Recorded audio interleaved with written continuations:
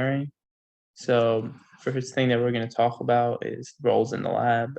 So the question that we want you to be thinking about is like, who will you encounter during your research? So really, when it comes to like research labs, like not everyone has like the same role, obviously, and not everyone's expected to complete like similar tasks. And so in order to successfully run these research labs, there should be defined roles that are expected from everyone in order to ensure that like all the criterias of the research being conducted are being completed. So like in this presentation, we're going to go over like the most common roles that you should expect to find in a research lab. Either this year you'll see them, or hopefully during college if you continue to try to do research.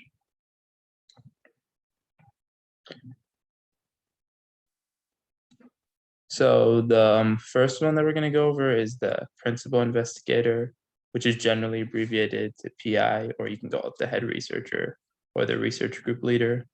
But essentially, they're like the leaders of the research lab, and for everyone's individual research lab, like the faculty mentor that you were paired with is your principal investigator. So they're going to be like overseeing the whole research project that you've done, and everyone's faculty mentors like specifically assign tasks for you to complete, which like just generally like illustrates their role. Like they oversee everything and manage the research experiment as a whole.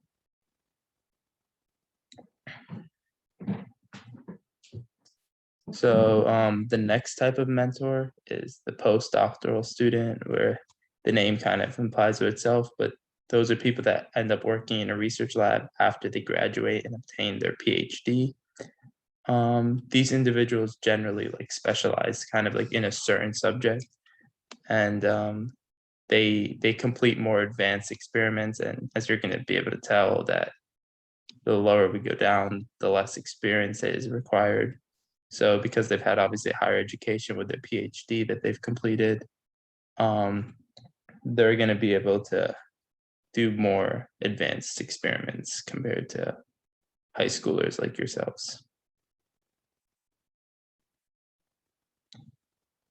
And unlike the postdoctoral student, these two are both pretty similar, but obviously the PhD student is still in the midst of obtaining their PhD and they haven't completed it.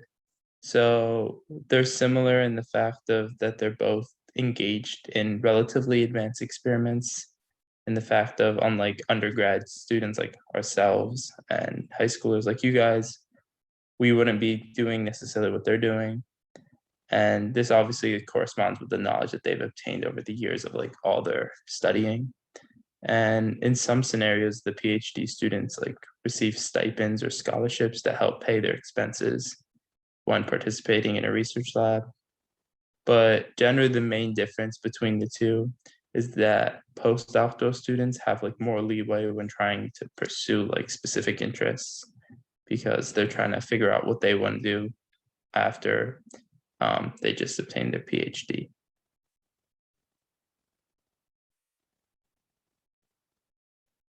So next is the undergrad students, and that's like the panel that we have here. We're all in college, so that's people that are just going, obviously, studying undergrad, and you're not expected to know everything. And essentially, these labs are kind of used for individuals to gain experience, and like hopefully it'll be like beneficial for them in the future, as Hajar was talking about earlier with connections. Like working in these research labs makes you meet all these different types of people, like the principal investigator and the postdoctoral student, all these different type of people that you hopefully can connect with. And that's really important. And what's it called? Undergrad like researchers do not have like as much responsibilities compared to all the previous roles that we've discussed. However, like they help ensure that the lab runs smoothly by like accomplishing tasks that need to be done, such as like gathering and analyzing data, and many tasks like that that help the research lab go run smoothly.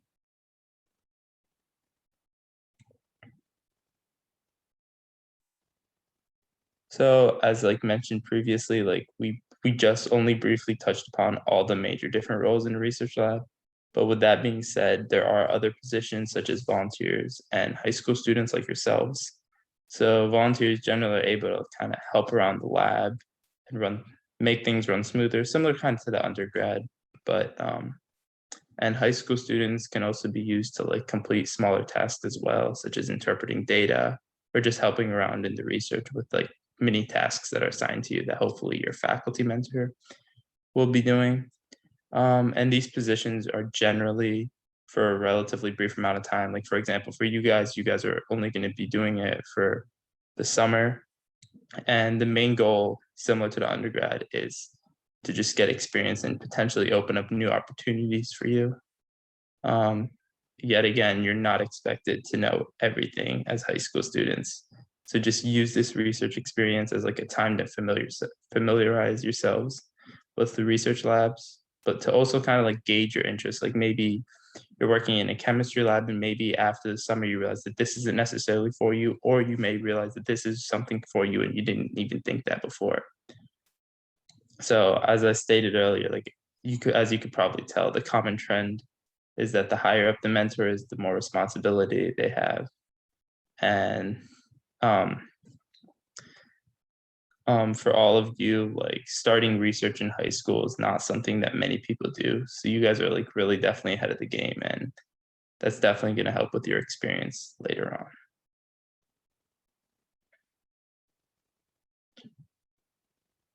So I know we keep emphasizing the fact of using your connections, but every role that we mentioned offers a little something different. So make sure to use all of your resources as much as possible and do not take these for granted. Like in your research labs, you will hopefully be able to like meet many of these different mentors, hopefully if you're going in person and connect with them, but also through email. Just try to get to know them. And yeah, just later research opportunities, this is how you connect with one another and all that.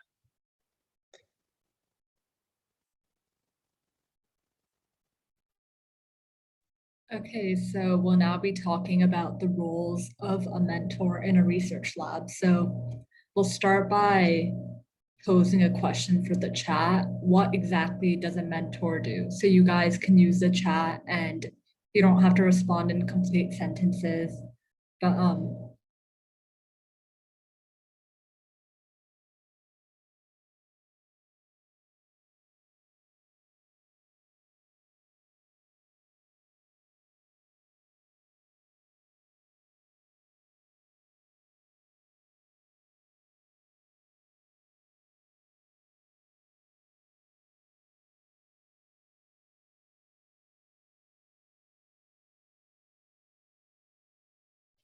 yeah, they advise and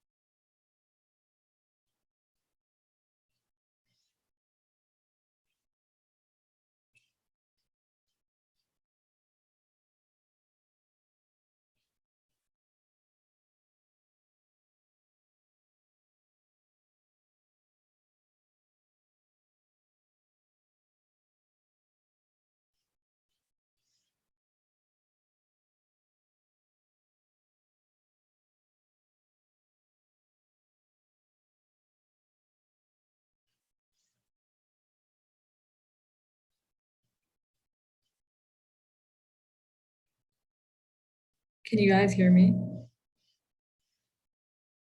Yeah, I think you cut off a bit. Okay. Am I still freezing? No, you're good now. So yeah, pretty much everyone's responses in the chat were correct.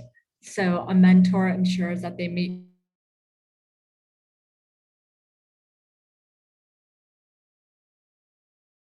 they should make sure that the mentee is comfortable with their role in the lab and their project, and they know exactly what they should be doing.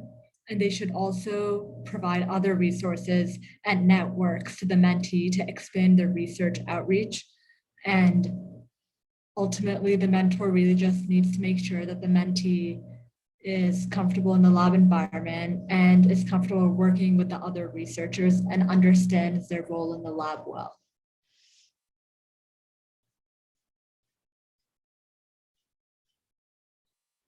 Okay, so now we'll go back to the chat with this question. What exactly does a mentee do? So you guys would be the mentees in this case. So what's your role in a lab?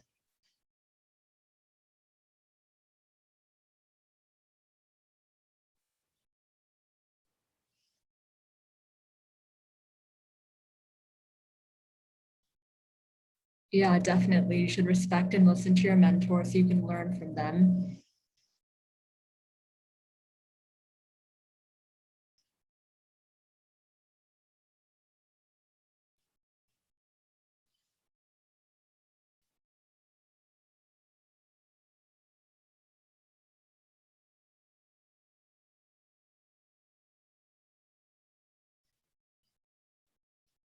Yeah, do your best to understand the content and ask questions when you don't.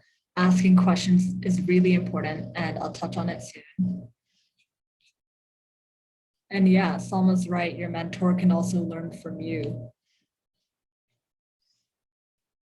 So we'll discuss the role of a mentee now.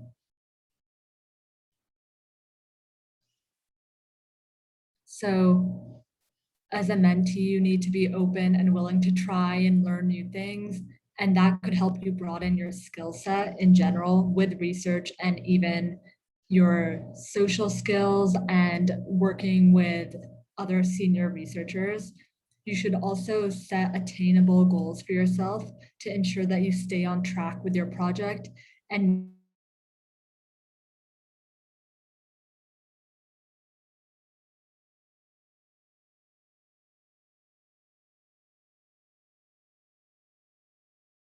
criticism from your mentor or other senior researchers.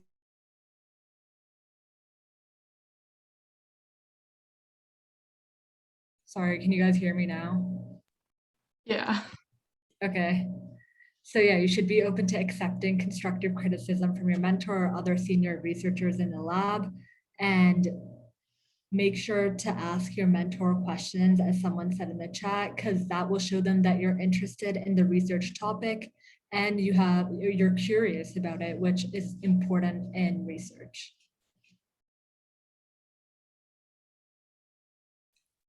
So here's just a quick chart comparing the roles of mentors and mentees. The mentor should offer support to the mentee and challenge them, and the mentee should keep the mentor updated with their progress and share any questions or concerns that they have. And as mentees, you guys should also be responsible and demonstrate good time management, and also demonstrate that you can achieve your goals that you set in the lab. And on both sides, the mentor and the mentee, there should be trust and respect, and they should both be willing to learn from each other, solve problems, share ideas with each other, and have open communication.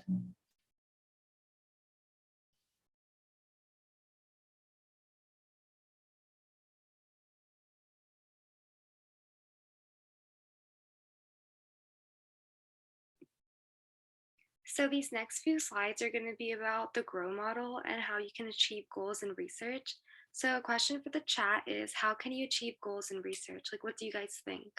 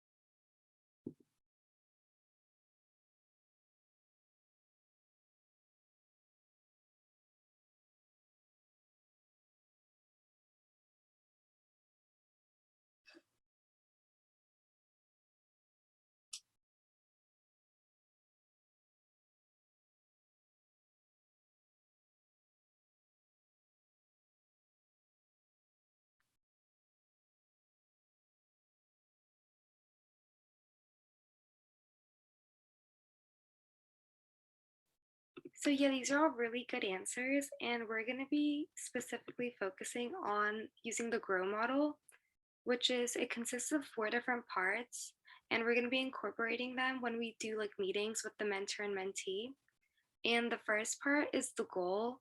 So the questions to think about for that are just what do you want to achieve by the end of the meeting, and also just by the end of the summer. And then the next part is reality. So it's basically you should just focus on what are we doing right now. The next part is options, and those are just to like the question to think about for that is just what could we do to make sure we achieve the goal. And then the last part is will. So basically you can just focus on what can we do to achieve the goal, and also just by when, like when do you want to achieve the goal by.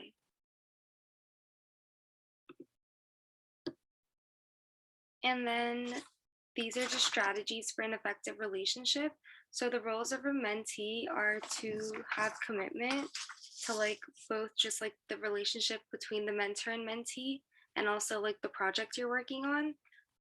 Also trust, there should be trust between the mentor and the mentee. There should be goals that are like well defined, just so you know what you're working towards. And then you should know what your roles and responsibilities are, which is what Alina just went over. And then there should also be collaboration, and you should be working together like the mentee and the mentor.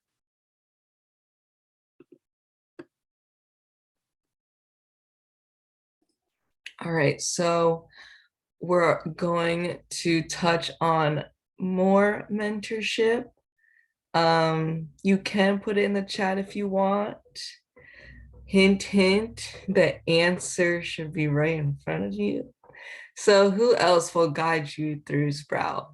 We talked about the PhD students, the postdocs, the faculty mentors, the undergrads.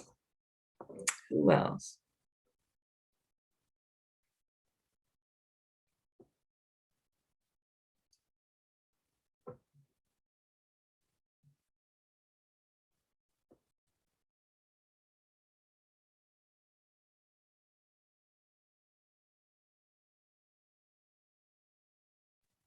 Yes, each other, us. So yeah, we'll hopefully have all of us to basically guide each other through Sprout, since you guys are all new to research in general. Yeah, peer mentor more specifically.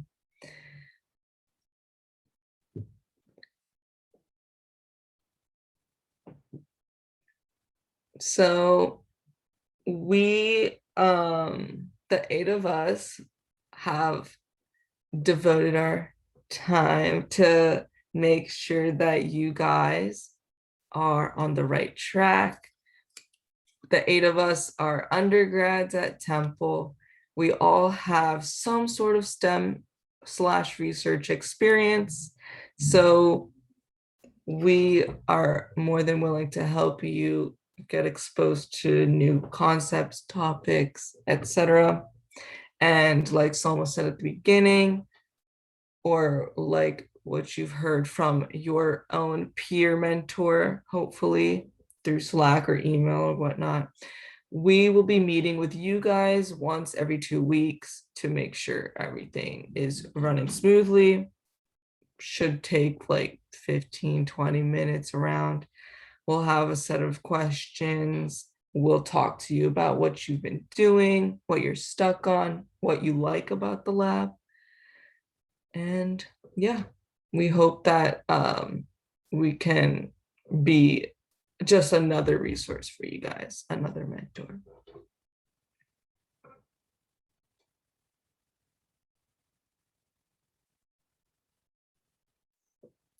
All right, so establishing long-term connections is the next part. So what do you want to get out of Sprout? I know we asked some of you guys at the beginning in your interview, and you guys had different answers. So I'm curious to see if that has changed or if you have different answers.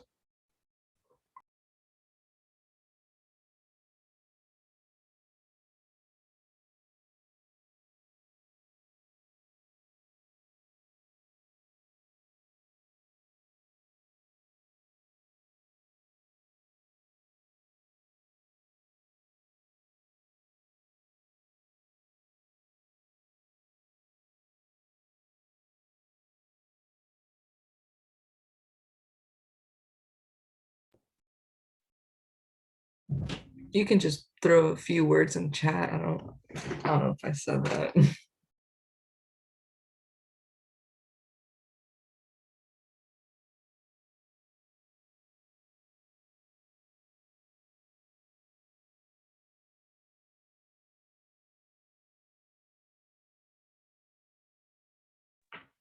Experience working in a lab, learning what different paths you can take within research from all the college and university students. Yes, very important. Learn how to conduct research, learn how to interpret and write about research. That is also a very important skill to have. I remember when I was in high school, my teacher, she got a PhD in, and so like one of our last assignments was to learn how to read a published paper. And I thought, oh my gosh, like this is so boring. I don't want to do this. I'm not going to do this much in the future, but like reading papers, it's an art form. I'm telling you, you guys will master that by the end of Sprout, I'm sure. Gianni says you want to test the waters and narrow down a specific field. Yeah, so you guys all kind of have the same idea, like experience, career exposure. So yeah, good answers. So the first aspect of maintaining a long-term connection is making sure you're professional.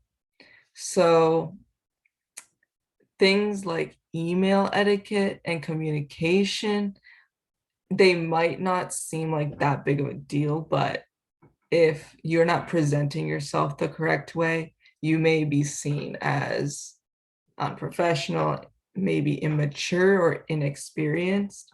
So it is very important that you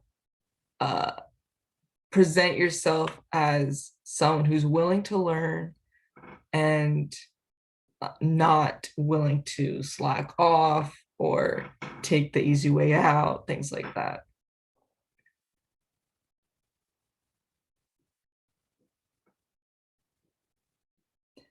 For long-term goals of professionalism or maintaining long-term connections,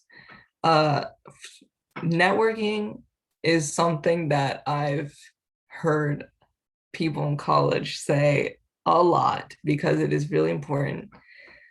Making sure you have a good relationship with your mentors and just your peers and anyone else you encounter, because you never know what might come out of that somewhere down the line.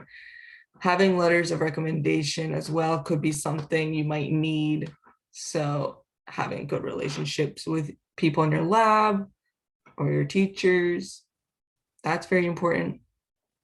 And also, since most of you guys, pretty much all of you guys, have a passion or an interest in research, if you do continue research after Sprout, it would be helpful for you to either stay in your lab, work in a similar lab, talk with your faculty mentor about any labs that they've worked with in the past that they've enjoyed, or local labs in general. So yeah.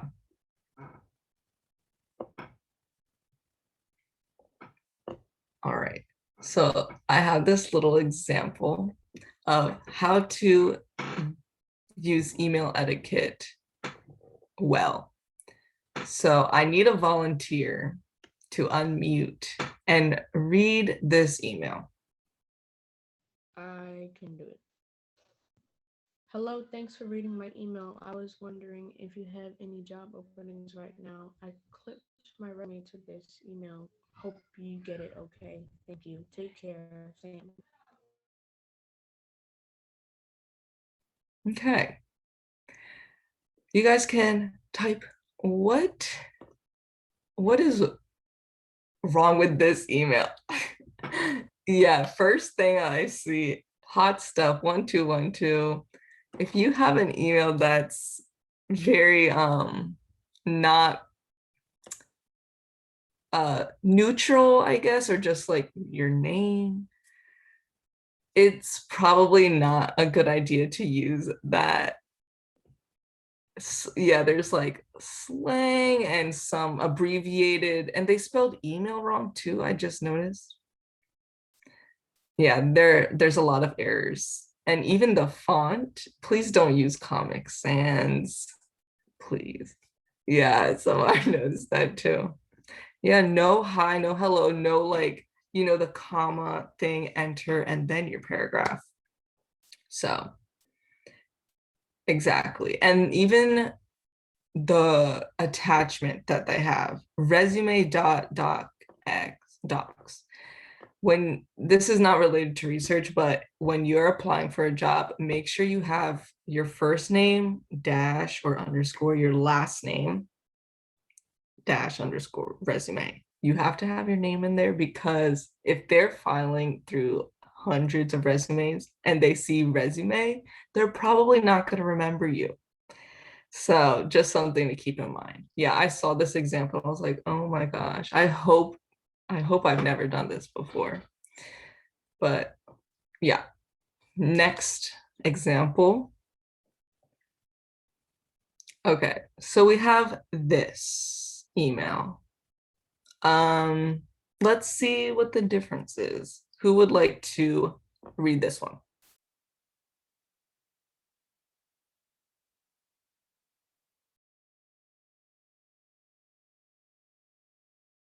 I can read it. All right, so it says, Dear Nancy, I hope all is well today. I have attached is my application for the accounts manager position that I found through www.seekhelp.com.au on April 9th. I was excited to find an opportunity that I feel well suited for within a company that I've admired for some time. My skills and qualifications meet the requirements you specified in your ad. I obtained a Bachelor of Marketing from the University of Sydney in June 2012, and I have over 2 years of experience in customer service and sales. I would be happy to be considered for the opportunity to work with such a highly regarded and growing organization. I hope you'll consider me for the chance to do so. Thank you for your consideration, and I look forward to speaking with you. Kind regards, Caitlin N. Glock. All right. So what do we notice about this example that's been improved, changed?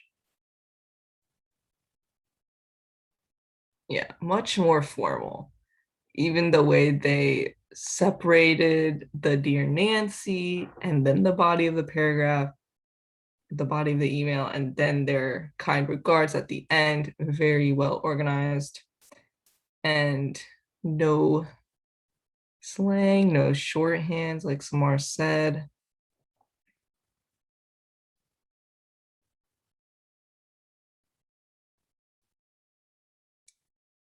Contact information at the bottom. Yeah. And because this person is applying for a job, they even kind of talked about, their experience and their strong interest in the job. So maybe something that could catch a hiring recruiter's eye, and then they can like go deeper into the files that they've attached, which they put their name in, which is great. So yeah, this is something that would be more towards a professional email as opposed to the previous example.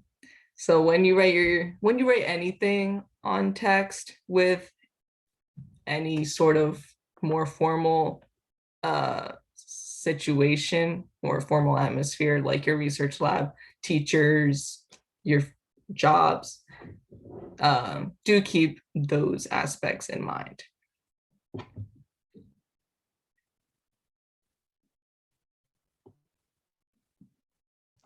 All right, so the last part of our presentation is going over this psychological phenomenon known as imposter syndrome. So I'm sure some of you have heard about this, or at least know what it is, maybe not the formal title, but it's essentially the belief that you're completely inadequate and incompetent despite hard evidence proving otherwise. And so next slide has the definition.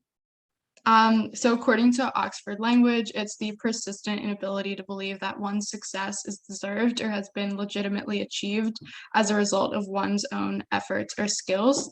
So I'm sure all of us have experienced a feeling of doubt or feeling unworthy at some point in our lives. But when you recognize that your accomplishments are a result of your own knowledge, the hard work that you put in, all the preparation, but still feel inadequate, that's when you differentiate between imposter syndrome versus just this temporary fleeting feeling of doubt. And so people who suffer from this syndrome specifically often feel like they're frauds, even if they're like the smartest, skilled, or most capable professionals who actually deserve whatever condemnations and praise they're given. And so usually rather than meeting that praise with, celebrating, they will usually think that they've tricked everyone into believing that they deserve this unnecessary praise. And they're often constantly in this cycle of feeling like they don't belong where they are, and that can have really bad consequences for them, even if they are well suited for the environment that they're in. And I believe the paper that I read had said about 70% of people have at least had one instance where they felt this feeling, despite being completely skilled for it. So just out of curiosity, you can put a thumb up or just put in the chat, like how many of you have ever sort of been in a situation where everyone has told you or everyone has given you praise, but you still felt like you didn't deserve it, or that it was luck, or just felt really out of place.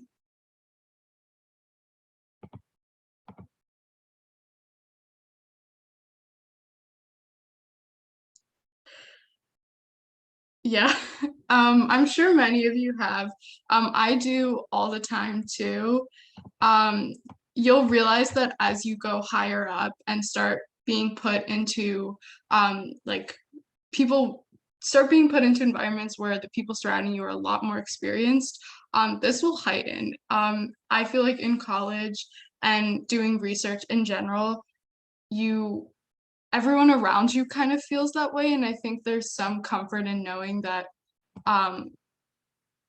that you're not the only person that experiences this, and everyone's kind of stuck feeling like they don't belong there. And so then,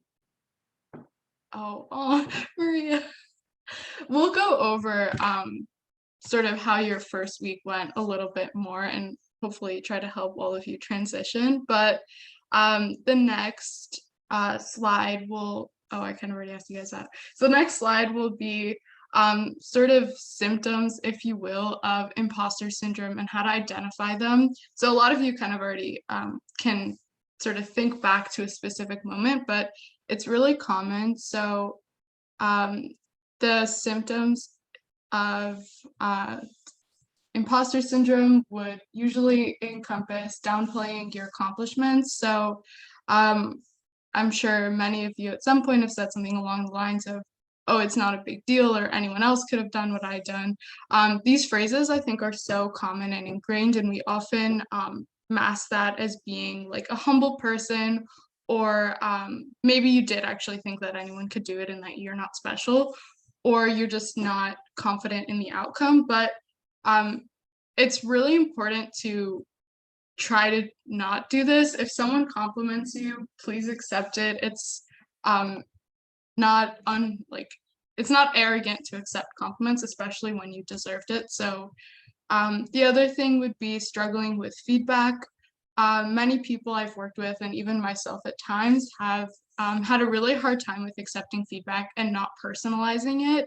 And it's super easy, particularly for people who have imposter syndrome, to be hypersensitive to constructive criticism and sort of view this as a reinforcement that they are inadequate. So And then the next one that I thought of is discounting praise. So this is kind of similar to the first one, but when you struggle to accept that you're competent for specific tasks and basically feel unworthy of any positive feedback that you receive. And then the other one is usually dwelling over the past. So again, this is thinking that, you know, certain moments, certain imperfect moments, I guess I should say, define you as a person, and like dwell on that and keep thinking that's a justification for why you're not deserving of what you get. And usually a lot of these symptoms come from people that are perfectionists. So I'm sure some of you may either know people that are really perfectionists in your life, or maybe you even are, but it sort of sets this really high unattainable standard. And because you are constantly striving for this, you essentially can never hit it in your life, and you just keep feeling like you're insufficient and that your work's not enough. And so while it's important to set, sorry, I choked. While it's important to set high standards for yourself, you also want to make sure that they're attainable and within reach, because you don't want to keep chasing an end goal that you're never going to get. And then typically people who have this are usually less likely to be risk takers. So they sort of take comfort in things that they've previously done. They don't expand themselves. They don't allow themselves to grow and sort of stick in familiar workspaces. Again, and this just comes down to this fear of being put in an environment that they're not used to and then failing. So I do have to applaud all of you for sort of joining a research lab at a university while being juniors in high school, because that's a really big step and not something that a lot of people would do. And then the last thing is just being a people pleaser. It's good to want people to be happy and be kind, but there is a point where it becomes excessive and can hurt you. And then next slide is just some language to avoid. I'm guilty of saying pretty much everything on here, but one or some common ones that you want to really catch yourself when you sort of fall into saying them. So I just wanted to follow up. The issue with this is using the word just, which essentially diminishes the context that follows the word and softens whatever you're trying to achieve. So if you're saying, I just wanted to follow up on my email below, you're downplaying that importance of the email, and you're softening the request for the recipient to receive or to provide you with a response. And so I would try to, as best as you can, remove the word just, particularly in email, because I think that's a little bit easier when you proofread it, to remove just from any language that you have, and just try to take ownership of what you do, what you're requesting, and removing just this one word will demonstrate confidence. So instead just say, I'm following up on my email below, rather than adding just wanted. And then similarly to just is the word actually. Try to remove that from your vocabulary as well. And then saying or starting a question with, this may be a dumb question, but again, that's just diminishing or underselling yourself. No question is dumb, especially with considering the level of education that you have, and you're going in with people that have like 10 plus years of extra experience from you. Take advantage specifically of your first few weeks where you can really ask all the questions, ask them again if you still don't get them. You know, if someone gives you a response and it doesn't make sense, ask them to clarify. That's never dumb, and you should never use that language towards yourself. And then the other thing, it would be asking, does this make sense at the end? It's a phrase that really just creates uncertainty and doubt instead of being reassuring, which I know most people use it for that reason. And it can, I think a better phrase would be like, how does that sound to you? And then, you know, if the person doesn't understand what you're saying, have them, you know, ask another clarifying question rather than you being the one to, phrase your question and then end it with, does that even make sense? And then the last one would be, I got lucky. Don't say this. You put a lot of hard work. It's easy to feel like luck was in your favor, but all of you got in because you were really qualified. You had amazing applications. Your interviews were great, and you worked hard. And so, by no means is that luck. And then, which I just said like 10 times, but it's something that I'm trying to remove from my vocabulary, and you should too. But and then the next slide is just ways to sort of cope with this. So I found this infographic that looked at 9 ways to cope with imposter syndrome. So I'm going to go through a few. So one is obviously knowing the signs. We went over them. We defined it pretty well. So, hopefully that'll help you catch moments where you are feeling like that. And then similarly to what I said earlier, just knowing that you're not alone. I think one of the more important, encouraging things comes from realizing how many really successful people have built amazing careers even while regularly coping with this. So a lot of your favorite celebrities, your teachers, your friends, family have probably suffered with this at some point of their life and have still managed to come out. So the other would be being kind to yourself. So negative self-talk is a really bad habit, and it can heavily influence stress and anxiety levels. So being kind to yourself really just means changing the way that you talk to yourself in your head.